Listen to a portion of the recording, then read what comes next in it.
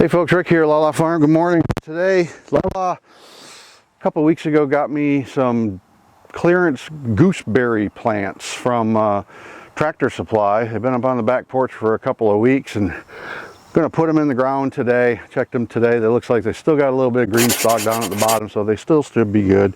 I'm going to put them up in the orchard area where we're planting all of our other fruit trees, and never had a gooseberry, don't know what a gooseberry even is other than what I found out on the internet. And I'm going to mix up some soil, use the same mix that I used in the raised bed, which is a third peat moss, a third potting soil, and a third black cow. I got a little bit of worm castings that I found this morning, so I'm going to throw them in there too, just a little bit of fertilizer to kick them off. And then we're going to go up there, plant them, and wrap this one up.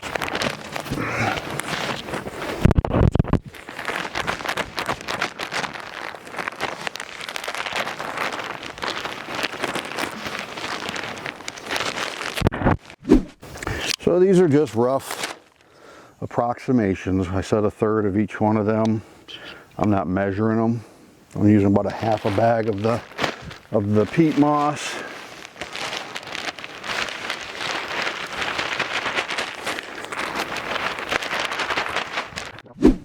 Found these worm castings up in the barn, so I'll put some of those in there.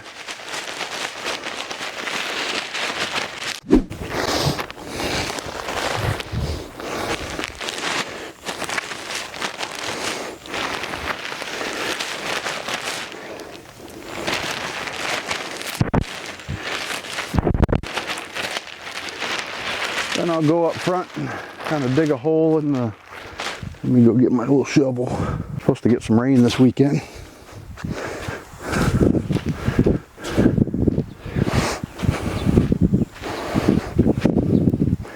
Got a good bit yesterday. Had some really good thunderstorms a few days back. And so it's been a lot of water this week, which is good because it's been pretty dry.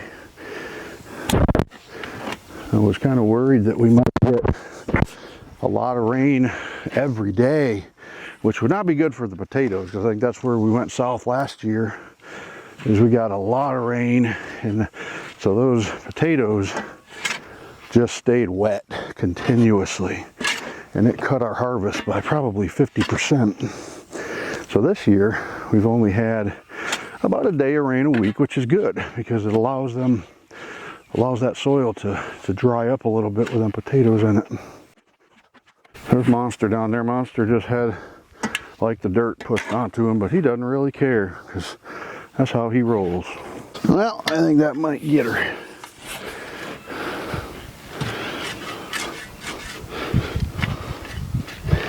You know, for those that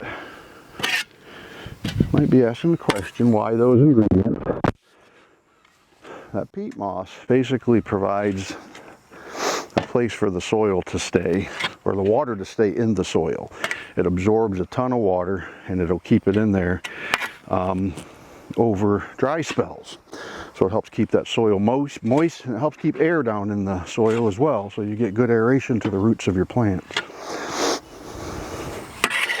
The black cow obviously is for nutrients to feed the plants, and the potting soil does the same thing, but it's also got some sticks and branches in there, so it kind of serves a similar role as the peat moss in that it allows more air to stay down the soil and provide some nutrients. So I probably could get away with just the top of the black cow and the peat moss and not even use the potting soil, but we do.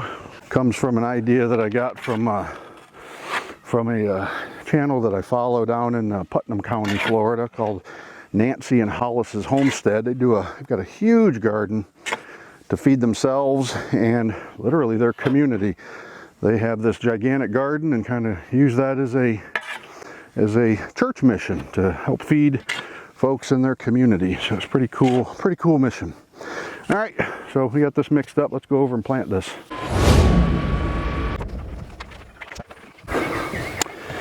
So these are the plants that Lala got me on clearance up at Tractor Supply. So this one, this kind kind of green one, is an Oregon Champion Gooseberry. And this one, the red one, is a Hinamaki Red Gooseberry. Now what's a gooseberry, you ask? I don't have a clue. Never had a gooseberry. Frankly, never even heard of gooseberries. But here's what the marketing team says. Vigorous and productive, delicious for pies, jams, and wine, and self-pollinating. So we'll give them a whirl. It says in the deep south, Florida, plant them between January and May, and it is May 14th in Northeast Florida, so let's give it a whirl. It says that this is a DeGroot Platinum Performers Plants veteran-owned business. DeGroot, an American company. Again, let's get these things in the ground. So what we're going to do is we're going to dig a hole probably 8 inches round, go down to probably a foot deep, and then we're going to backfill so that where the root ball begins on this plant is about 3 inches below the surface of the ground. And then we'll kind of hill up the top of it above the ground, and then put in some fruit fertilizer, same fertilizer that we use on the orange trees. I'll put that down, and then mulch it with cross-shredded paper, which I think we've talked about in the past. It's what I use on all of our plants out in the garden. Is just use really cross-shredded paper that I got a lot of from my office.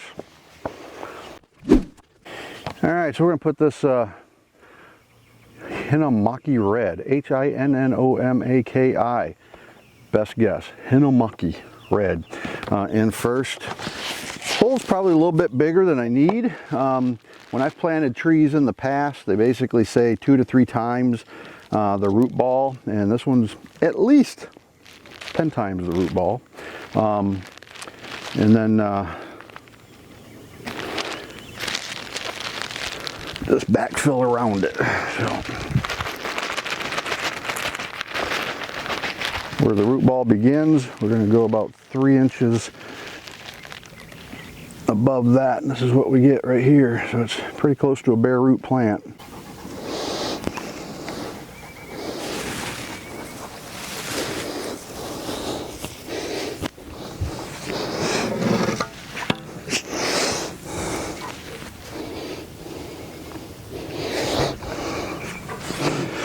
This is what we call our kind of fruit orchard. So within here we've got a Glen Navel orange, which is actually started right here just up the road from us at a Glen Nursery here in Glen St. Mary, Florida, is where that variety originated from. So we've got one of those, and we've got a Satsuma orange tree. And then we got a couple of plums, different varieties of plums. And then tangerine, and a Meyer lemon, which is right in front of me. That one we've not had a lot of success with. That thing dies back every year and then it bounces back. So it's got a pretty hardy root ball on it, but when it comes to surviving the winters, first freeze generally takes it out. So that's where I'm gonna stick with that right there. So I'm gonna do the same thing with this green one, the Oregon Champion Gooseberry, and hopefully these things survive. I mean, there's some, how you can check to see if they're still good is come in here and right down here toward the bottom, scrape off some of the bark. And if this is green, or if it looks like it's still healthy, it might not look healthy up here, but if it's green down here, you probably still got a viable stem for transplanting. So we'll go ahead and get this green one in, but you've kind of seen what we're doing. So folks, we'll keep you posted on the gooseberries. Always remember, treat others as you would like to be treated. La La Farm, shoveling.